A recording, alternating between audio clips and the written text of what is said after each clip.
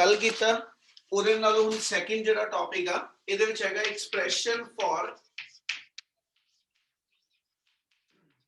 expression for electric field intensity on equatorial line of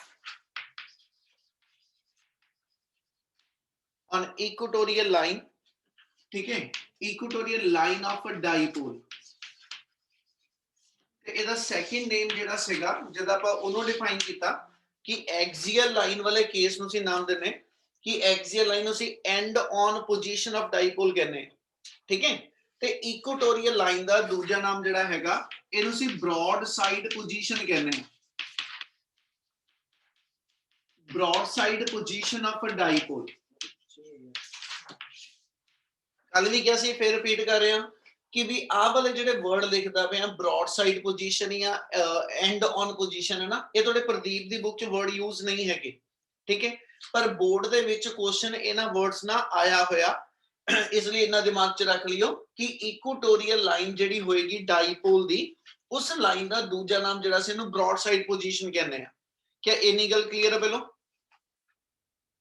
yes sir फिर next जेड़ा हुन आएगा इदी फिगर ठीक है सब तो इंपॉर्टेंट होएगी फिगर तो पहलो एक चीज एक्सप्लेन करन लग्या +1 दे वेक्टर वाले चैप्टर चो टॉपिक पढ़िया रेजोल्यूशन ऑफ वेक्टर ठीक है दूजा ट्रायंगल लॉ ते तीजा पैरेललोग्राम लॉ उन्हां दी ब्रीफ इंट्रोडक्शन दे रहे हैं जल्दी दी गल समझ लियो आपां कह सी जे दो वेक्टर गिवन आ ठीक है कल जेड़ा आपां एक्सियल लाइन वाला कीता सी ਉਹ ਚ ਸੀਗਾ कि दो वेक्टर ओपोजिट डायरेक्शन ਚ ਸੀਗੇ ओपोजिट वाले वेक्टर ਅਸੀਂ माइनस करके सॉल्व कर लेने हैं पर जे दो वेक्टर मेरे को जेडे ने वो एज सच एक दूसरे तो कुछ एंगल ते इंक्लाइंड ने ठीक है और इना ए वेक्टर ते बी वेक्टर दा तुसी रिजल्टेंट फाइंड आउट करना और दो वेक्टर थोड़े हेड टू टेल मेथड नाल जुड़दे आ तो ਅਸੀਂ ਕਿਹਾ ਸੀ resultant is given by third side of triangle ठीक है resultant given by third side of triangle always taken in opposite order और ਇਹਦਾ ਫਾਰਮੂਲਾ r वेक्टर ਦਾ ਆਪਾਂ ਡਿਫਾਈਨ ਕੀਤਾ ਸੀਗਾ √a² plus b² plus 2ab cos of कितना जी theta आ सेगा second अपने को सेगा कि जे दो वेक्टर एक दूसरे ना हेड टू टेल ना अटैच होके दो वेक्टर एक दूसरे दे नाल टेल टू टेल अटैच आ ठीक है दो वेक्टर थोड़े टेल टू टेल अटैच आ and we have to calculate the resultant of these two vector ਤੇ ਜਦੋਂ ਟੇਲ ਟੂ ਟੇਲ ਦੋ ਵੈਕਟਰ ਅਟੈਚ ਹੁੰਦੇ ਤਾਂ ਅਸੀਂ ਕਿਹਾ ਜੀ ਹਮੇਸ਼ਾ ਇਹਨਾਂ ਦਾ ਰਿਜ਼ਲਟੈਂਟ ਜਿਹੜਾ ਹੋਏਗਾ that is to be given by the diagonal of the parallelogram which is formed by these sides ਇੱਕ ਮਿੰਟ ਹੋਲਡ ਕਰੋ ਹੁਣ ਇਹ ਦੋ ਵੈਕਟਰ ਜਿਹੜੇ ਨੇ ਤੁਹਾਡੇ ਕੋਲ ਐਂਡ ਟੂ ਐਂਡ ਅਟੈਚ ਹੈਗੇ ਉਹਦੇ ਲਈ ਇਹਦਾ ਰਿਜ਼ਲਟੈਂਟ ਕੱਢਣ ਲਈ ਅਸੀਂ ਕਿਹਾ ਸੀਗਾ ਪੈਰਲੋਗ੍ਰਾਮ ਕੰਪਲੀਟ ਕਰ ਲਓ ਤੇ ਪੈਰਲੋਗ੍ਰਾਮ ਦਾ ਜਿਹੜਾ ਡਾਇਗੋਨਲ ਹੋਏਗਾ ਠੀਕ ਹੈ ਪਾਸਿੰਗ ਥਰੂ ਦਾ ਸੇਮ ਪੁਆਇੰਟ ਇਹਦੀ ਵੀ ਕੰਡੀਸ਼ਨ ਹੈ ਡਾਇਗੋਨਲ ਦੋ ਬੰਦੇ ਆ ਇੱਕ ਇਸ ਪੁਆਇੰਟ ਤੇ ਇੱਕ ਇਸ ਪੁਆਇੰਟ ਤੇ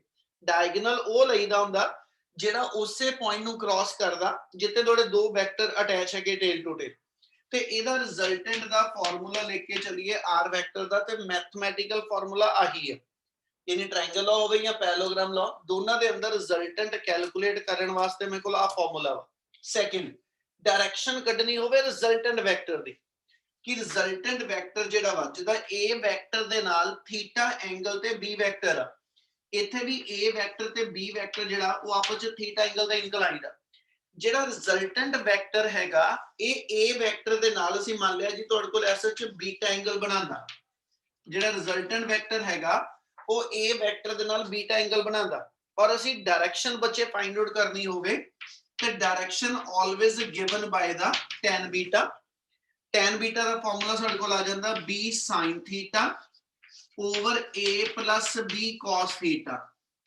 ਪੁੱਤ ਆ ਦੋਨੋਂ ਫਾਰਮੂਲੇ ਤੁਹਾਨੂੰ ਆਂਦੇ ਹੋਣੇ ਚਾਹੀਦੇ ਆ ਆਪਾਂ ਨੂੰ ਜਗ੍ਹਾ ਜਗ੍ਹਾ ਤੇ ਇਹਨਾਂ ਦੀ ਲੋੜ ਰਹਿਣੀ ਆ क्या ਇੰਨੀ ਚੀਜ਼ ਪਹਿਲਾਂ ਕਲੀਅਰ ਆ यस सर ਜੇ ਕਿਸੇ ਨੂੰ ਕੋਈ ਵਰਡ ਡਾਊਟਫੁਲ ਹੈਗਾ ਇੱਕ ਵਾਰੀ ਜ਼ਰੂਰ ਬੋਲ ਦਿਓ नो सर ਕਰੀਏ continue yes sir yes sir ਤੀਜੀ ਚੀਜ਼ ਸੀਗੀ ਜਿਹੜੀ ਆਪਾਂ ਐਸਐਚ +1 ਦੇ ਵਿੱਚ ਪੜ੍ਹੀ ਆ ਵੈਕਟਰ ਦੀ ਰੈਜ਼ੋਲੂਸ਼ਨ ਠੀਕ ਹੈ ਰੈਜ਼ੋਲੂਸ਼ਨ ਚ ਅਸੀਂ ਡਿਫਾਈਨ ਕੀਤਾ ਸੀਗਾ ਕਿ let we have any one vector which make certain angle theta, ठीक है जी, with one of the कहना जी direction, किसे एक direction ਇਹਦਾ theta angle ਬਣਿਆ।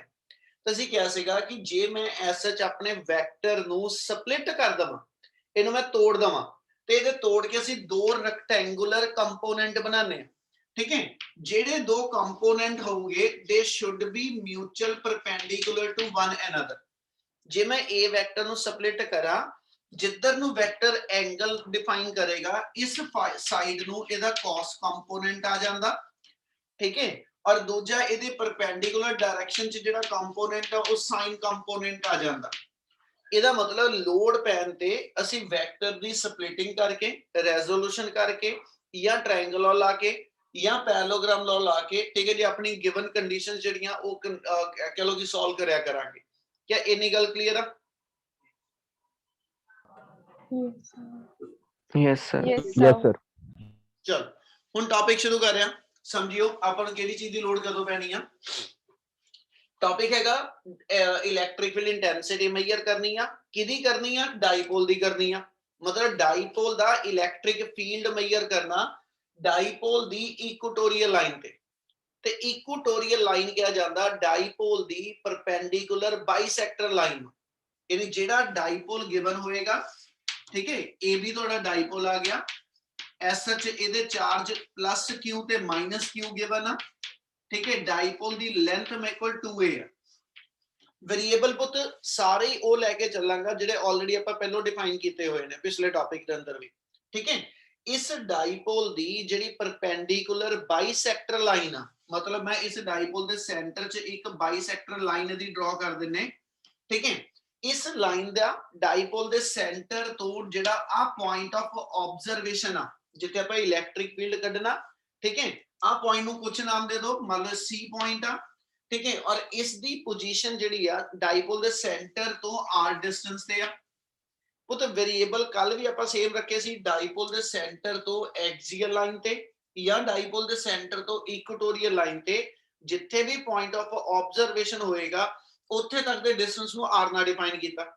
ਹੁਣ ਉਸ ਤੋਂ ਬਾਅਦ ਅਸੀਂ ਇਹ ਕਿਹਾ ਸੀਗਾ ਕਿ ਜੇ ਇਸ ਪੁਆਇੰਟ ਤੇ ਮੈਂ ਇਲੈਕਟ੍ਰਿਕ ਫੀਲਡ ਇੰਟੈਂਸਿਟੀ ਕੱਢਣੀ ਆ ਡਾਈਪੋਲ ਦੇ ਆ ਦੋਨਾਂ ਚਾਰਜ ਕਰਕੇ, ਤਾਂ ਅਸੀਂ ਇੰਡੀਵਿਜੂਅਲੀ ਦੋਨਾਂ ਚਾਰजेस ਦਾ ਇਸ ਪੁਆਇੰਟ ਤੇ ਪਹਿਲਾਂ ਇਲੈਕਟ੍ਰਿਕ ਫੀਲਡ ਦੀ ਡਾਇਰੈਕਸ਼ਨ ਦੇ ਦਈਏ।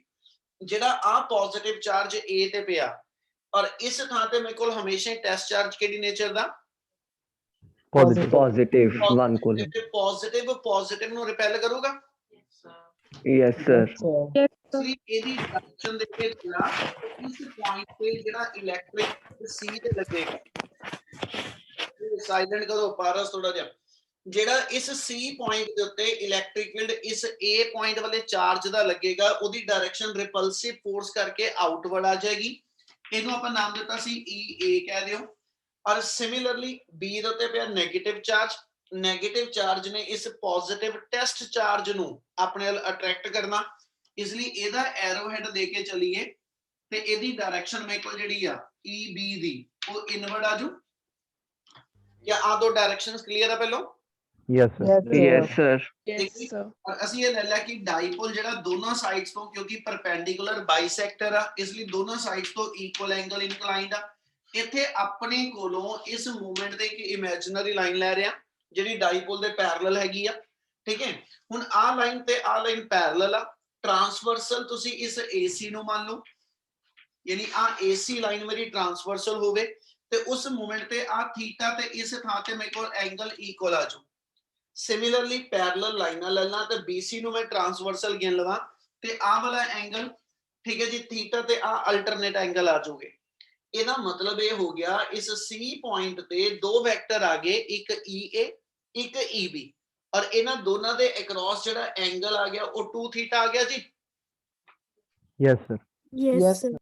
ਹੁਣ ਜੇ ਮੈਂ ਇਸ ਪੁਆਇੰਟ ਤੇ ਚੱਲਾ ਬੇਟਾ, ਮੈਂ ਇਸ ਪੁਆਇੰਟ ਤੇ ਰਿਜ਼ਲਟੈਂਟ ਇਲੈਕਟ੍ਰਿਕ ਫੀਲਡ ਕੱਢਣਾ, ਦੋ ਮੈਥਡ ਆ।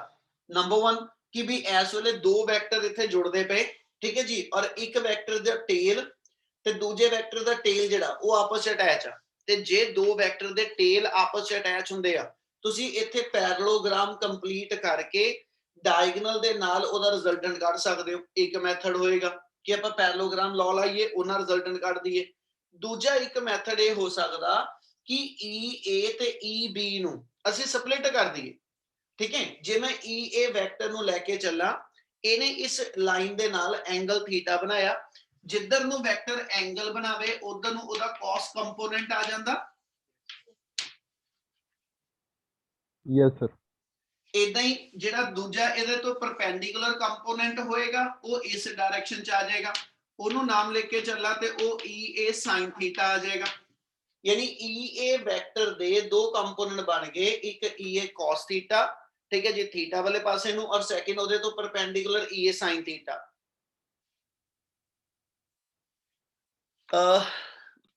सिमिलरली बच्चे जे EB नु स्प्लिट करा ते EB दे बच्चे स्प्लिटिंग दे उत्ते एंगल वाले पासे नु EB दा जिहड़ा कंपोनेंट आएगा वो आ गया EB cos थीटा, और सेकंड कंपोनेंट इस लाइन तो परपेंडिकुलर डाउनवर्ड आ जाएगा क्योंकि आ वेक्टर डाउनवर्ड जांदा पिया, ਇਹਦਾ ਮਤਲਬ ਇਸ ਲਾਈਨ ਦੇ ਉੱਤੇ ਉਹਦਾ ਸੈਕੰਡ ਕੰਪੋਨੈਂਟ ਆ ਜਾਏਗਾ, that is the EB sin theta. ਜੇ ਫਿਗਰ ਕਲੀਅਰ ਹੈ ਤੇ ਮੈਨੂੰ ਬੋਲੋ ਜੀ, ਜੇ ਫਿਗਰ 'ਚ ਕਿਸੇ ਪੋਰਸ਼ਨ ਦਾ ਕਿਸੇ ਵੇਰੀਏਬਲ ਦਾ ਡਾਊਟ ਤੇ ਇੱਕ ਵਾਰੀ ਜ਼ਰੂਰ ਪਹਿਲਾਂ ਦੱਸੋ। Clear है sir. ਕਰੀਏ ਕੰਟੀਨਿਊ, ਕਲੀਅਰ ਹੈ ਸਾਰਿਆਂ ਨੂੰ? Yes, sir. Yes, sir.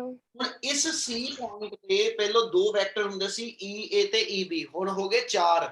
ਠੀਕ ਹੈ ਜੀ, EA cos, EB cos, EB sin, EA sin। ਇਹਦਾ ਮਤਲਬ ਜੇ ਮੈਂ ਹੁਣ ਚਾਰ ਵੈਕਟਰ ਦਾ ਰਿਜ਼ਲਟੈਂਟ ਕੱਢਣਾ ਵਾ, ਹਨਾ, ਤੇ ਚਾਰ ਵੈਕਟਰ ਦੇ ਰਿਜ਼ਲਟੈਂਟ ਨੂੰ ਕੈਲਕੂਲੇਟ ਕਰਨ ਲਈ ਮੈਨੂੰ ਇਹ ਦਿਖਿਆ EA sin ਥੀਟਾ ਤੇ EB sin ਥੀਟਾ ਇੱਕ ਦੂਜੇ ਤੋਂ ਓਪੋਜ਼ਿਟ ਆ, ਤੇ ਆਪਾਂ ਨੂੰ ਇਹ ਪ੍ਰੋਪਰਟੀ ਪਤਾ ਕਿ ਜਿਹੜੇ ਓਪੋਜ਼ਿਟ ਵੈਕਟਰ ਹੁੰਦੇ ਉਹ ਮਾਈਨਸ ਹੋ ਜਾਂਦੇ। ਇਹਦਾ ਮਤਲਬ ਇਹਨਾਂ ਨੂੰ ਮਾਈਨਸ ਕਰਕੇ ਕੁਝ ਕਰਾਂਗੇ, ਜਿਹੜੇ ਸੇਮ ਡਾਇਰੈਕਸ਼ਨ 'ਚ ਵੈਕਟਰ ਹੁੰਦੇ ਉਹ ਐਡ ਹੋ ਜਾਂਦੇ, ਇਹ ਮਤਲਬ ਇਹਨਾਂ ਨੂੰ ਐਡ ਕਰਕੇ ਇੱਕ ਵੈਕਟਰ ਬਣਾਵਾਂਗੇ। ਫਿਰ ਜਿਹੜਾ ਇਹਦਾ ਇੱਕ ਆਏਗਾ ਤੇ ਜਿਹੜਾ ਇਹਨਾਂ ਦਾ ਇੱਕ ਆਏਗਾ, ਫਿਰ ਉਹਨਾਂ ਫਾਈਨਲ ਰਿਜ਼ਲਟੈਂਟ ਕੱਢਾਂਗੇ। ਹੁਣ ਉਹਨੂੰ ਕੈਲਕੂਲੇਟ ਕਰਨ ਵਾਸਤੇ ਸਭ ਤੋਂ ਪਹਿਲਾਂ ਮੈਨੂੰ ਕੀ ਚਾਹੀਦਾ, ਜਿਹੜਾ ਇਲੈਕਟ੍ਰਿਕ ਫੀਲਡ EA ਤੇ EB ਹੈਗੇ, ਆਪਾਂ ਇਹਦੀਆਂ ਵੈਲਿਊਜ਼ ਪਹਿਲਾਂ ਡਿਫਾਈਨ ਕਰੀਏ ਕਿ ਇਹ ਇਲੈਕਟ੍ਰਿਕ ਫੀਲਡ ਕਿੰਨਾ ਕਿੰਨਾ, ਤੇ we know that electric field intensity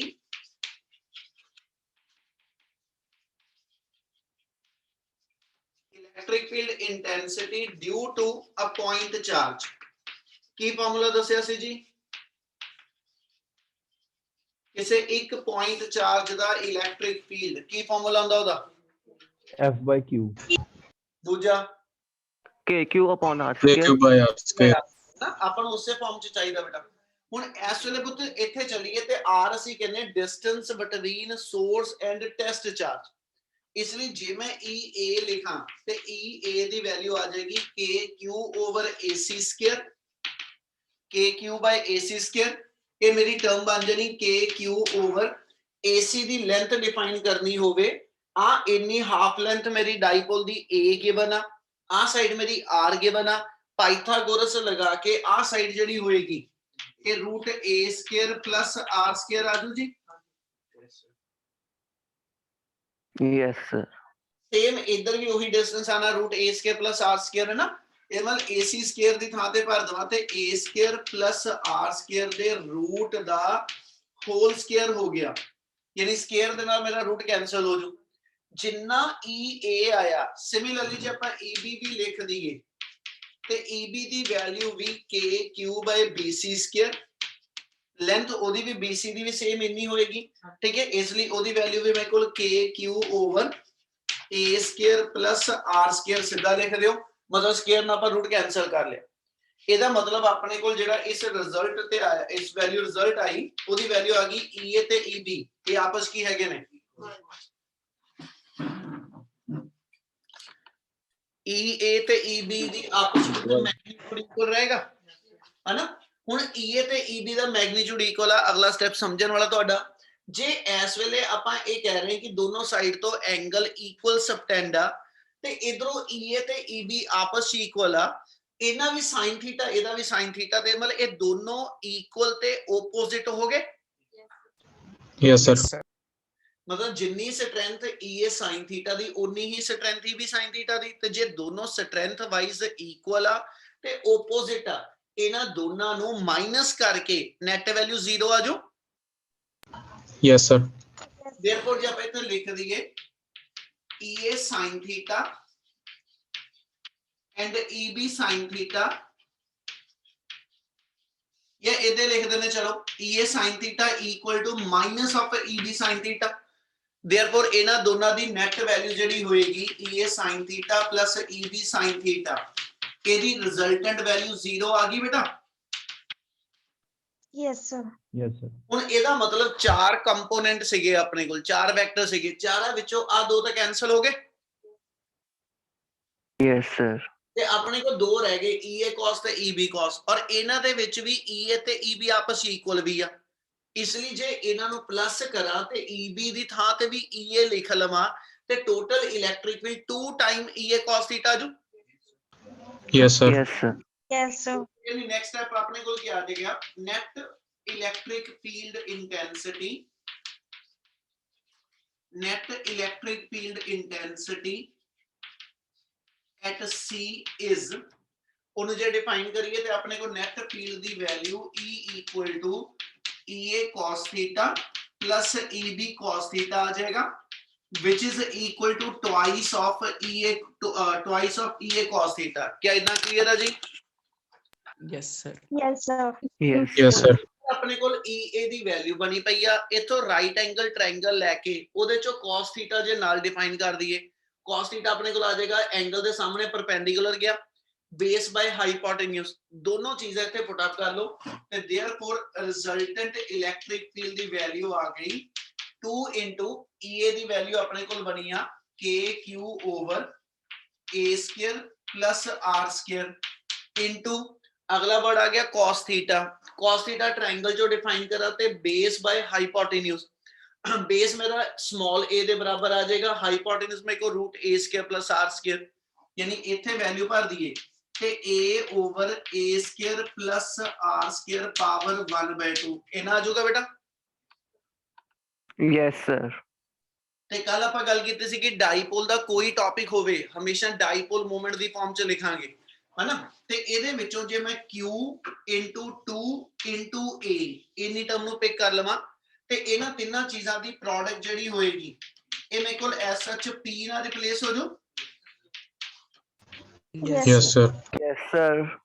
ਸੋ ਆਪਣੇ ਕੋਲ ਜਿਹੜਾ ਸਟੈਪ ਬਣ ਜਾਏਗਾ ਉਹ ਬਣ ਗਿਆ ਜੀ electric field equal to KP over root of A square plus R square power 3/2, इना रिजल्टेंट इलेक्ट्रिक फील्ड डाइपोल ते एज सच इक्वेटोरियल लाइन ते लाई करेगा। क्या इना पहले क्लियर है? Yes, sir.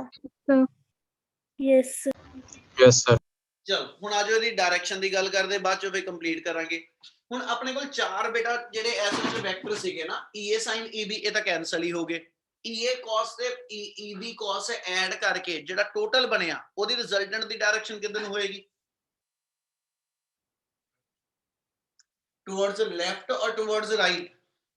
Right. ਰਾਈਟ। ਜਿੱਧਰ ਨੂੰ ਦੋਨੋਂ ਵੈਕਟਰ ਲਾਈ ਕਰਦੇ ਆ ਇਹਨਾਂ ਨੂੰ ਐਡ ਕਰਕੇ ਜਿਹੜਾ ਨਵਾਂ ਬਣਿਆ ਵੈਕਟਰ ਉਹ ਵੀ ਤੇ ਇਸੇ ਡਾਇਰੈਕਸ਼ਨ 'ਚ ਹੀ ਆ ਜਾਊ। Yes, sir.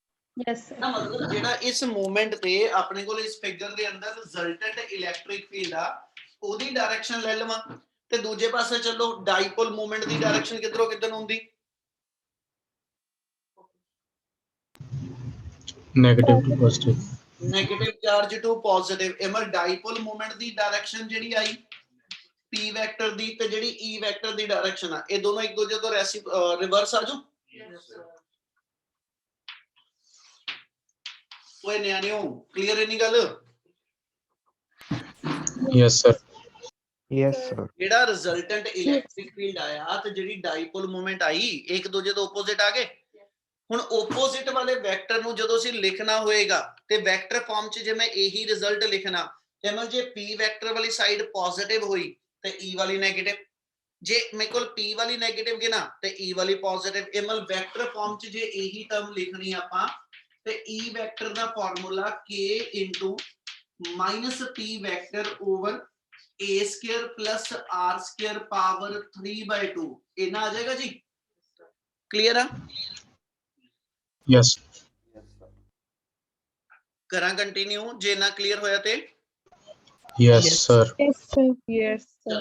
Last Yes. Word इस तो बाद आप ऐड कीते सीगे कि भी डाइपोल दी कंडीशन दे दो कि जे डाइपोल शॉर्ट डाइपोल होवे है ना, शॉर्ट डाइपोल आपा किदा कंडीशन दिन्ने बिल्कुल if a dipole is short then condition C R is very much greater than A यानी जिथे तुसी point of observation लाया वा जे ए डाइपोल तो मान लो 1000 मिलीमीटर डिस्टेंस ते होवे ते dipole the length JD 1 millimetre होवे ते एदा मतलब है डाइपोल दे कंपैरेटिवली पॉइंट बहुत दूर होएगा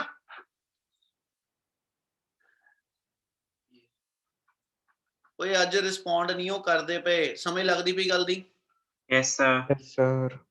यार बोल Yes, sir. अपनी खुराक ही है तुसी बोलोगे ਤਾਂ ਆਪਾਂ ਤੁਰ ਪਾਣੇ ਅਗੇ ਇਹਦਾ ਮਤਲਬ ਫਿਰ ਜੇ r ਗ੍ਰੇਟਰ ਦੈਨ a ਹੋਇਆ ਤੇ ਇਸ ਫਾਰਮੂਲੇ ਦੇ ਵਿੱਚੋਂ a ਸਕੁਅਰ ਨੂੰ r ਸਕੁਅਰ ਦੇ ਕੰਪੈਰੀਟਿਵਲੀ ਨਿਗਲੈਕਟ ਕਰ ਸਕਦੇ ਬੇਟਾ Yes, sir. Yes, sir. Electric field ਦਾ ਫਾਰਮੂਲਾ ਆ ਗਿਆ kp over a square neglect ਕਰ ਲਿਆ r ਸਕੁਅਰ ਦੀ ਪਾਵਰ 3/2 ਦੇ ਵਿੱਚੋਂ 2 ਨਾਲ 2 ਕੈਨਸਲ ਹੋ ਗਈ ओवरऑल अपने को आ गया E equal to KP over R cube आ रिजल्ट आजू सर लास्ट स्टेप नहीं समझ आया लड़े आपा ये क्या पुत्र कि जे डाइपोल शॉर्ट डाइपोल बचे ते R A तो क्वाइट लार्जर होएगा यस सर ते जे पुत्र R दी वैल्यू A तो लार्ज आ ते फिर R स्क्वायर दी वैल्यू ते A स्क्वायर तो बहुत लार्ज हो जाएगी यस सर ਤੇ ਫਿਰ ਆਪਾਂ ਇਸ ਰਿਲੇਸ਼ਨ ਦੇ ਅੰਦਰ ਜੇ ਮੈਂ a ਸਕੁਅਰ ਨੂੰ ਨੈਗਲੈਕਟ ਕਰ ਦਵਾਂ ਤੇ ਮੇਰੇ ਕੋਲ ਇੱਥੇ r ਸਕੁਅਰ ਦੀ ਪਾਵਰ 3/2 ਰਹਿ ਗਈ ਉਹਦੇ ਵਿੱਚੋਂ ਇਹਦੇ ਸਕੁਅਰ ਪਾਵਰ ਤੇ ਇਹਦੇ 3/2 ਵਾਲੀ 2 ਪਾਵਰ ਕੈਨਸਲ ਹੋ ਜੂ ਨੈਟ ਪਾਵਰ r ਕਿਊਬ ਰਹਿ ਜੂ यस सर ਸੋ ਉਹਨੂੰ ਆਪਾਂ ਰਿਜ਼ਲਟ ਨੂੰ ਡਿਫਾਈਨ ਕਰਦੇ ਪਏ ਕਿ ਇਕੁਆਟੋਰੀਅਲ ਲਾਈਨ ਤੇ ਜਿਹੜਾ ਇਲੈਕਟ੍ਰਿਕ ਫੀਲਡ ਆਇਆ ਉਹਦੀ value kp over r cube ਆਜੂ ਬੇਟਾ यस सर आ गया समझ ਸੋ ਲਾਸਟ ਆਪਾਂ ਫਿਰ ਜੇ ਤੋਂ ਡਿਫਾਈਨ ਕਰੀਏ ਤੇ ਇਹਦਾ ਮਤਲਬ ਇਹ ਆ ਗਿਆ electric field vary inversely with cube of the distance ਆਜੂ ਜੀ ਯਾਨੀ ਇਲੈਕਟ੍ਰਿਕ Yes, sir. ਆਪਾਂ ਜਦੋਂ Yes, ਸ਼ੁਰੂ sir. ਕੀਤਾ ਸੀ ਉਹਨਾਂ ਫੇਰ ਇੱਕ ਵਾਰੀ ਕੰਪੇਅਰ ਕਰਿਆ ਉਤ ਪੁਆਇੰਟ ਚਾਰਜ ਜੇ ਕੱਲਾ ਗਿਵਨ ਆ ਤੇ electric field inversely to r square ਆ ਯਾਨੀ inversely to square of distance ਆ ਹਨਾ ਜਦ ਕਿ ਜਿਹੜਾ ਇਸ ਵੇਲੇ ਰਿਜ਼ਲਟ ਆਇਆ ਉਹਦੇ ਵਿੱਚ ਮੇਰੇ ਕੋਲ ਆਇਆ ਕਿ ਜੇ ਐਸ ਸੱਚ ਸ਼ਾਰਟ ਡਾਈਪੋਲ ਆ short dipole just like a point charge ਮੇਰੇ ਕੋਲ ਸਿੰਗਲ ਚਾਰਜ ਆ ਪਰ ਜੇ short dipole ਕਹਿੰਦੇ ਪਏ ਤਾਂ ਅਸੀਂ ਕਹਿੰਦੇ ਜੀ dipole ਛੋਟਾ ਤੇ ਬਹੁਤ ਆ ਪਰ that consists of 2 point charges ਤੇ ਜੇ dipole 2 point charge ਤੋਂ ਬਣਿਆ ਹੋਇਆ ਤੇ dipole ਦਾ electric field distance ਨਾ inversely to cube ਆ ਜਦ ਕਿ ਜਿਹੜਾ point charge ਆ ਉਹਦਾ electric field ਜਿਹੜਾ ਉਹ distance ਨਾ inversely to r square ਆ ਕੀ ਡਿਫਰੈਂਸ ਕਲੀਅਰ ਆ yes sir Yes. Yes, sir. Yes, sir. Article complete ਆ ਇੱਕ ਵਾਰੀ ਨਿਗਾਹ ਮਾਰੋ ਜੇ ਫਿਗਰ ਦੇ ਵਿੱਚ ਜਾਂ ਮੈਥਮੈਟੀਕਲ ਕਿਸੇ ਸਟੈਪ ਦਾ ਡਾਊਟ ਹੈ ਤਾਂ ਇੱਕ ਵਾਰੀ ਜ਼ਰੂਰ ਬੋਲੋ ਨੈਕਸਟ ਟਾਪਿਕ ਸ਼ੁਰੂ ਕਰ ਰਹੇ ਹਾਂ ਟਾਪਿਕ ਹੈਗਾ ਤੁਹਾਡੇ ਕੋਲ expression for electric field intensity at any point due to short electric dipole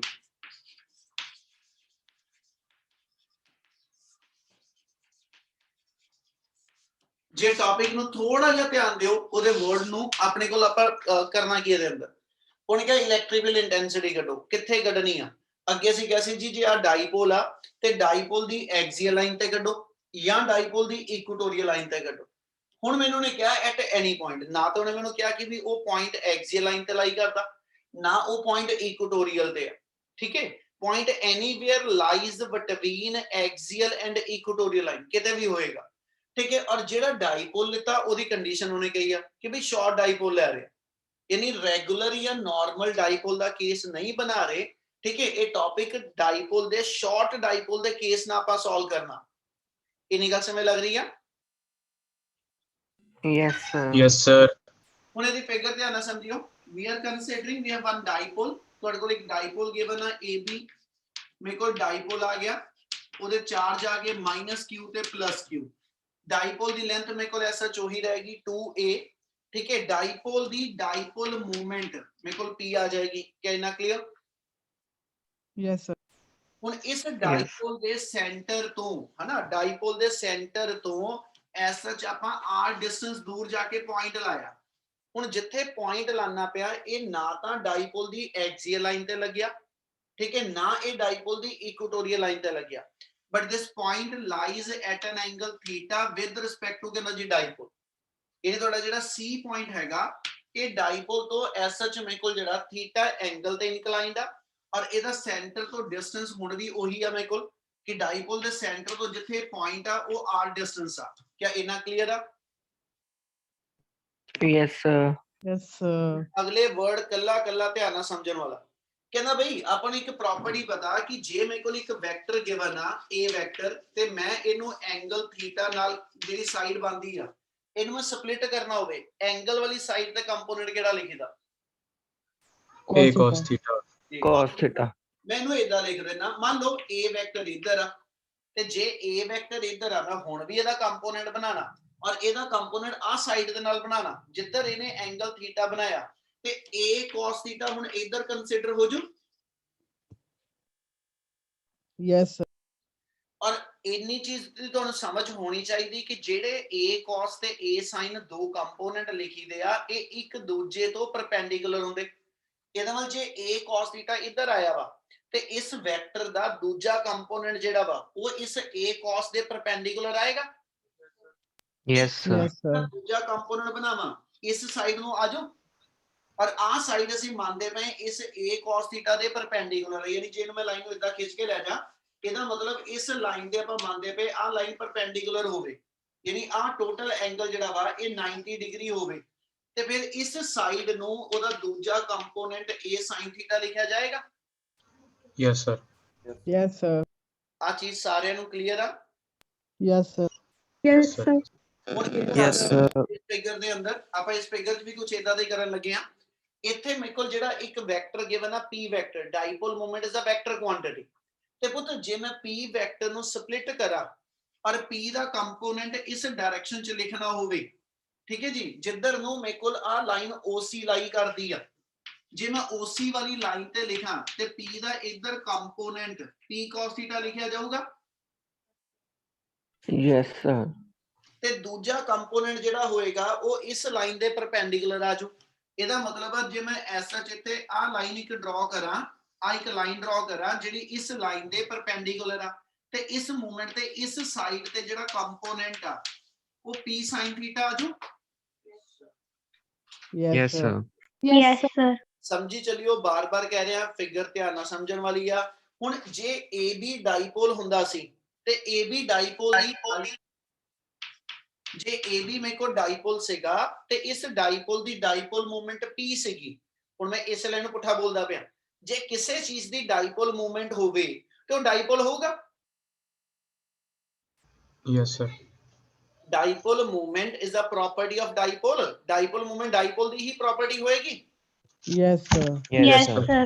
ਇਦਾਂ ਕਹਾਂ ਕਿ ਵੀ ਆ p ਡਾਈਪੋਲ ਮੂਵਮੈਂਟ ਆ ਤੇ ਮਤਲਬ AB ਡਾਈਪੋਲ ਆ in the similar way ਜੇ ਆ ਮੇਰੇ ਕੋਲ ਐਸਾ ਚ ਮੰਨ ਲਓ ਇਸ ਪੁਆਇੰਟ ਦਾ ਨਾਮ a ਡੈਸ਼ ਰੱਖ ਲਓ ਇਸ ਪੁਆਇੰਟ ਦਾ ਨਾਮ ਆਪਾਂ b ਡੈਸ਼ ਰੱਖ ਲੈਂਦੇ ਇਦਾਂ ਹੀ ਆ ਲਾਈਨ ਨੂੰ ਵੀ ਪਿੱਛੇ ਤੱਕ ਐਕਸਟੈਂਡ ਕਰ ਦਿਓ ਤੇ ਜੇ ਮੈਂ ਇਹਦੇ ਕੋਰਸਪੋਂਡਿੰਗ ਇੱਥੇ a ਡਬਲ ਡੈਸ਼ ਲਿਖ ਲਾਂ ਤੇ ਇੱਥੇ b ਡਬਲ ਡੈਸ਼ ਲਿਖ ਦਵਾਂ ਹੁਣ ਆਪਣੇ ਆਪ ਚ ਜੇ ਆ line AB the a dash b dash the ਡਾਈਪੋਲ movement p sin theta ਆਈ ਆ ਤੇ ਫਿਰ a ਡੈਸ਼ b ਡੈਸ਼ ਇੱਕ ਡਾਈਪੋਲ ਹੋਏਗਾ Yes, sir.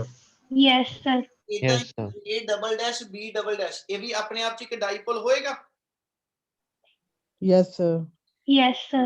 ਇਹਦਾ ਮਤਲਬ ਇਹ ਹੋਇਆ ਕਿ ਆਪਾਂ Yes, sir. ਡਾਈਪੋਲ ਜਿਹੜਾ AB ਹੁੰਦਾ ਸੀ ਇੱਕ ਡਾਈਪੋਲ ਜਿਹੜਾ ਮੇਰਾ AB ਸੀ ਜਿਹਦੀ ਡਾਈਪੋਲ ਮੂਵਮੈਂਟ P ਹੁੰਦੀ ਸੀ ਮੈਂ ਉਹਨੂੰ ਸਪਲਿਟ ਕਰਕੇ ਉਹਦੇ ਦੋ ਡਾਈਪੋਲ ਬਣਾ ਲਏ ਇੱਕ ਡਾਈਪੋਲ ਬਣਾਇਆ a dash b dash with dipole movement p sin theta ਠੀਕ ਹੈ ਇੱਕ ਡਾਈਪੋਲ ਬਣਾ ਲਿਆ a double dash b double dash ਜਿਹਦੀ dipole movement p cos theta ਕਿਆ ਇੰਨਾ ਕਲੀਅਰ Yes, sir.